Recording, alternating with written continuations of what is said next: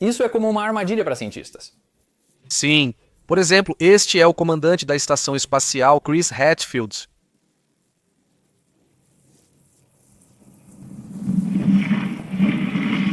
O que não é turbulento. Não, isso é basicamente fluxo laminar. Alguém falou em fluxo laminar? Se você não sabia, Destino Smarter Everyday adora fluxo laminar, onde todas as partículas do fluido se movem paralelamente umas às outras em camadas organizadas ou laminadas. Olha só, fez uma bolha. Aqui, quando me veem na rua, abaixam o vidro do carro e gritam que preferem o fluxo turbulento. Isso acontece em Huntsville sim. Aqui está meu argumento para você, Destino. Que o fluxo laminar é mais fácil de amar. Ok. Mas o fluxo turbulento, se você fizer esse esforço, é ainda mais impressionante. Ah, não! O fluxo turbulento não é melhor do que o laminar. Ele é impressionante, mas não é melhor do que o fluxo laminar. Posso dizer uma coisa? Eu entendo. Eu entendo o que o Destin pensa. Quero dizer, o fluxo laminar é bonito e bem comportado. Enquanto isso, o fluxo turbulento é uma bagunça em mais de um sentido. Quero dizer, nem existe uma definição universalmente aceita de fluxo turbulento. Você reconhece quando vê. Então é isso. Você reconhece quando vê. Basicamente, sim. Então, em vez de uma definição formal, neste vídeo, vamos montar uma lista de características do fluxo turbulento para que você reconheça quando vê. E a primeira característica do fluxo turbulento é que ele é imprevisível. Certo? O fluxo turbulento é desordenado e imprevisível. É literalmente, por definição, caótico, o que significa que é sensível às condições iniciais. Se você alterasse algo no fluido, o estado final mudaria totalmente. Isso significa que não é possível prever o fluxo turbulento apenas analisá-lo estatisticamente. Quero dizer, existem as equações de Navier-Stokes, que servem para governar todo o fluxo de fluidos, incluindo a turbulência, mas elas são notoriamente difíceis de resolver. Na verdade, existe um prêmio de $1 milhão para quem conseguir avançar na compreensão dessas equações que explicariam a turbulência. Então eu entendo. A turbulência é uma bagunça. O fluxo laminar é fácil de gostar. É como a estrela do baile, enquanto o fluxo turbulento é meio que o patinho feio. Mas neste vídeo, quero transformar esse patinho feio em um lindo cisne. Quero que veja que, se fizer um esforço, o amor que você pode ter pelo escoamento turbulento é muito mais profundo e rico do que aquele caso superficial que você tem com o escoamento laminar. Você está olhando para o movimento do ar em uma sala que geralmente é turbulento. A Physics Girl e seus amigos usaram uma máquina de fumaça e um laser para capturar uma seção transversal do ar. O fluxo turbulento se caracteriza por inúmeros redemoinhos de fluido, também chamados de vórtices, que interagem entre si. Esses redemoinhos abrangem uma enorme variedade de tamanhos. No caso do ar em uma sala, eles vão desde a escala de micrômetros até metros de diâmetro. Consegue pensar em outro fenômeno físico com estruturas de tamanhos tão variados? Mas a turbulência pode ser bem maior. A superfície do Sol é turbulenta porque o plasma quente sobe em grandes correntes de convecção. Essas estruturas celulares aqui têm cerca do tamanho do Texas. Ainda maiores são os redemoinhos turbulentos em Júpiter. A grande mancha vermelha é um vórtice maior que a Terra. O resto do planeta é coberto por redemoinhos de vários tamanhos, até onde conseguimos medir com espaçonaves em órbita. Até mesmo a poeira entre as estrelas está em movimento turbulento. Ela faz com que as fontes de rádio cintilem do mesmo jeito que a turbulência em nossa atmosfera faz as estrelas cintilarem. Um exemplo marcante dessa poeira turbulenta é a nebulosa de Orion, com 24 anos-luz de extensão. A turbulência é cósmica. Em contraste, o fluxo laminar precisa ser pequeno. Isso foi comprovado em 1883. Osborne Reynolds passou água por um tubo de vidro em diferentes velocidades e usou um fio de corante para visualizar o fluxo. Notou que, em baixas velocidades, o corante seguia constante, fluxo laminar, mas ao aumentar a velocidade, ele oscilava e, após certo ponto, se espalhava por todo o tubo, caracterizando o fluxo turbulento. Reynolds também observou outra característica essencial da turbulência. É difusivo, ou seja, mistura as coisas. Fluxos turbulentos espalham não só o corante, mas também calor e momento. Todos acabam se espalhando pelo fluido. Reynolds percebeu que a transição para a turbulência não dependia só da taxa de fluxo. A turbulência ocorria mais facilmente em tubos mais largos, mas com menos facilidade em fluidos mais viscosos, como o mel. Ele calculou uma quantidade adimensional, agora chamada de número de Reynolds, igual à velocidade do fluido multiplicada pelo comprimento característico, por exemplo, o diâmetro do tubo, dividida pela viscosidade cinemática do fluido, que você pode considerar como uma medida do seu atrito interno. Números de Reynolds altos resultam em fluxo turbulento. Observe a fumaça subindo de uma chama de vela. No início ela é laminar, mas os gases quentes aceleram à medida que sobem e, quando o número de Reynolds fica muito grande, a fumaça passa para a turbulência. O fluxo laminar ocorre apenas em baixos números de Reynolds, ou seja, em baixas velocidades, tamanhos pequenos ou fluidos viscosos. Por isso, no cotidiano, a maioria dos fluxos é turbulenta. Fluxo turbulento é regra, laminar é exceção.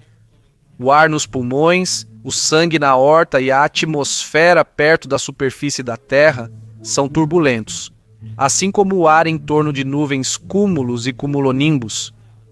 Modelos mostram que a turbulência é essencial na formação das gotas de chuva, ou seja, ela literalmente faz chover.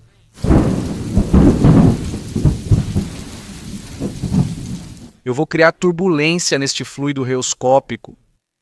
Reoscópico significa apenas que mostra correntes, usando pequenas partículas suspensas na água.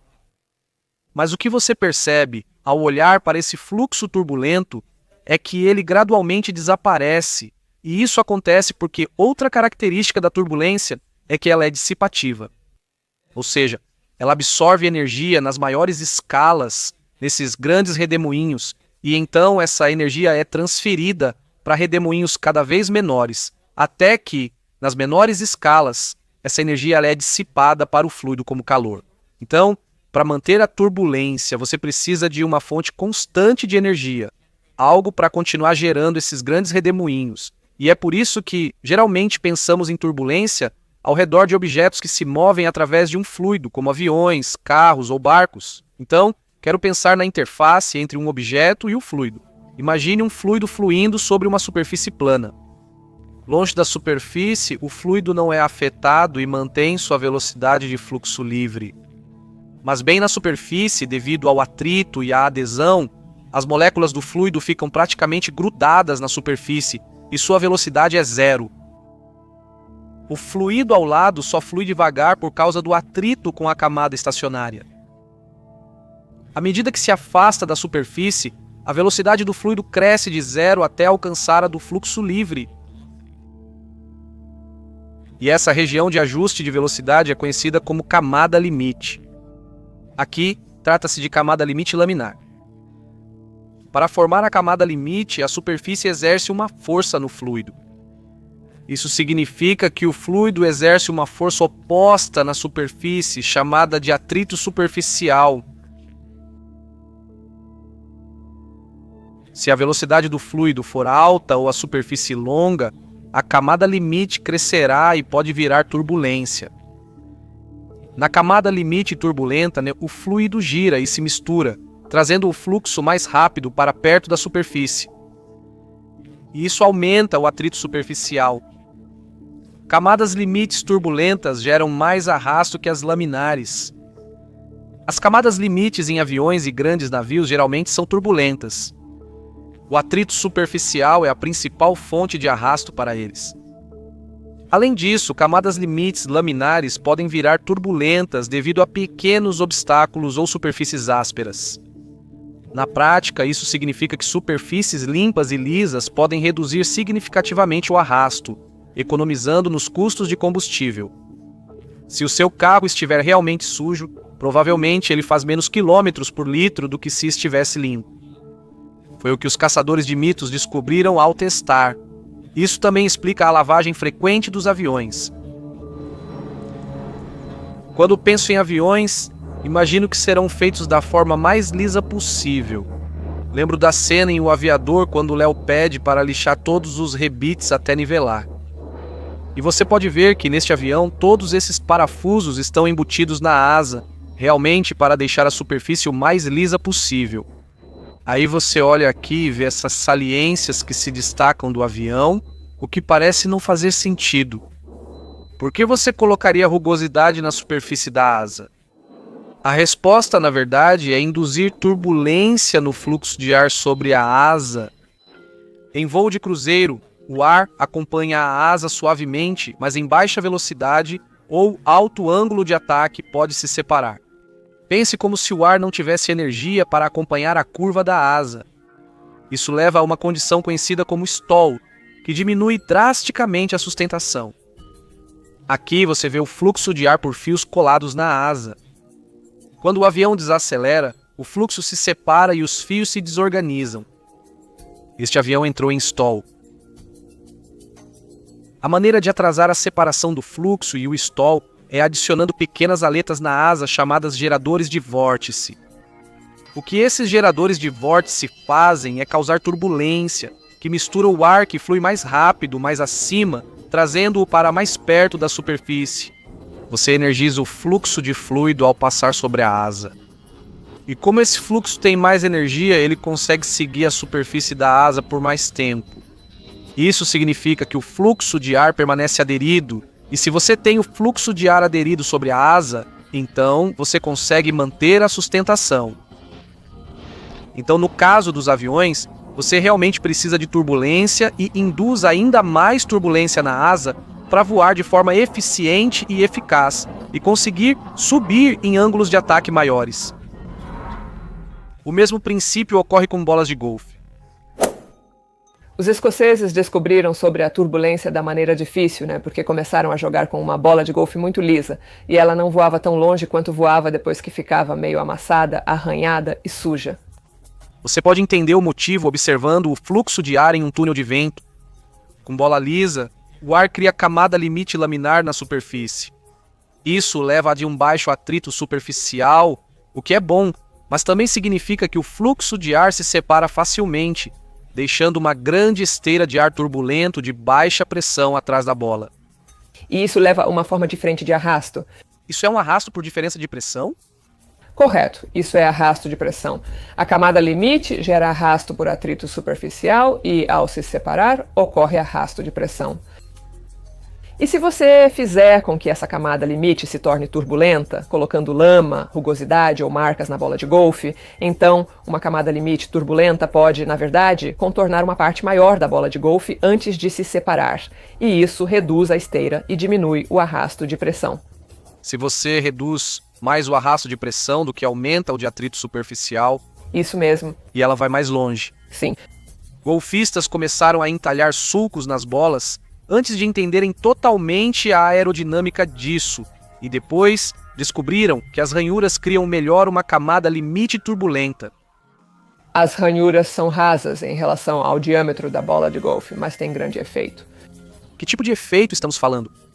Observando o arrasto, o que chamamos de coeficiente de arrasto, você vê uma queda realmente grande, quase um fator de 2 quando a camada limite se torna turbulenta. Então, ter uma camada limite turbulenta reduz o tamanho da esteira turbulenta. Mas as esteiras turbulentas em si são interessantes, e os cientistas estão procurando maneiras de aproveitar a energia que elas contêm. Tem muita água aqui. Visitei o Caltech para observar um experimento no qual a água flui ao redor de um cilindro e se torna turbulenta atrás dele. O fluxo é mostrado aqui com corante fluorescente. É possível observar que, sob certas condições, vórtices são liberados alternadamente de cada lado do cilindro em um padrão regular. Isso é chamado de desprendimento periódico de vórtices, gerando o que chamamos de rua de vórtices de von Karman. Esses padrões surgem em muitos lugares, especialmente de forma espetacular em imagens espaciais. Nessa escala, uma ilha atua como obstáculo que cria o desprendimento periódico de vórtices, e a rua de vórtices fica visível pelos padrões nas nuvens. Esses padrões podem até ser vistos do nível do solo.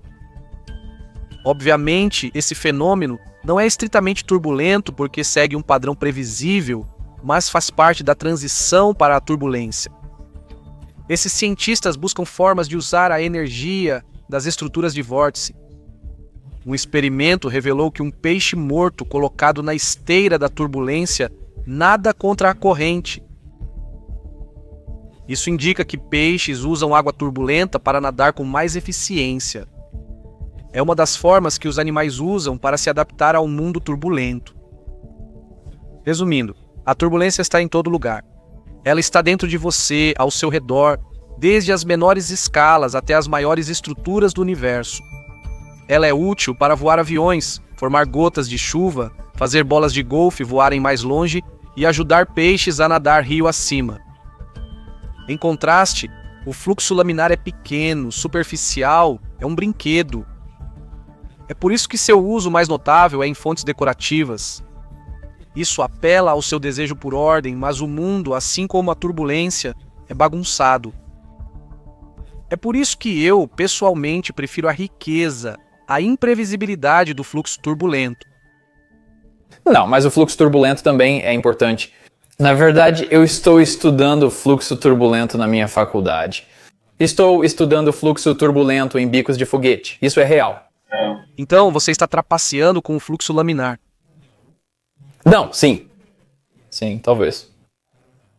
Eu não sei. Você não vai me fazer dizer que o escoamento turbulento não é incrível e não é bonito. Você não vai me fazer dizer isso. Então eu vou ceder e concordo com você. O escoamento turbulento é incrível, eu concordo. Tudo bem, bom. Não é tão incrível quanto o escoamento laminar. Então aqui eu tenho um lenço umedecido de bebê, uma toalha de papel e um lenço umedecível cotonelli. E eu vou submergir esses três no aquário por 30 minutos e depois testar o quão resistentes eles são.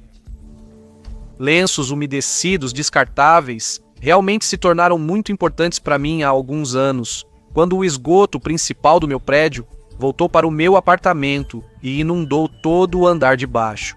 E o motivo foi que meu vizinho estava jogando lenços de bebê no vaso sanitário e isso entupiu todo o sistema. Então foi bem ruim, mas na verdade isso é algo que as pessoas fazem muito. Houve um estudo de 2016 que descobriu que, nos Estados Unidos, 60 milhões de lenços de bebê são comprados anualmente e 7 milhões vão parar no vaso sanitário. Ao analisar o sistema de esgoto de Nova York, descobriram que 38% do que há lá são lenços de bebê. 14 milhões de lenços umedecidos descartáveis são comprados anualmente e jogados nos vasos sanitários, mas representam só 2% do que há no sistema de esgoto. Acho fundamental que tudo que vai ao vaso sanitário se desintegre para evitar entupimentos. Ok, se passaram 30 minutos e é hora de testar a resistência desses 3 lenços. Então vou testar a força deles com um rolo de moedas.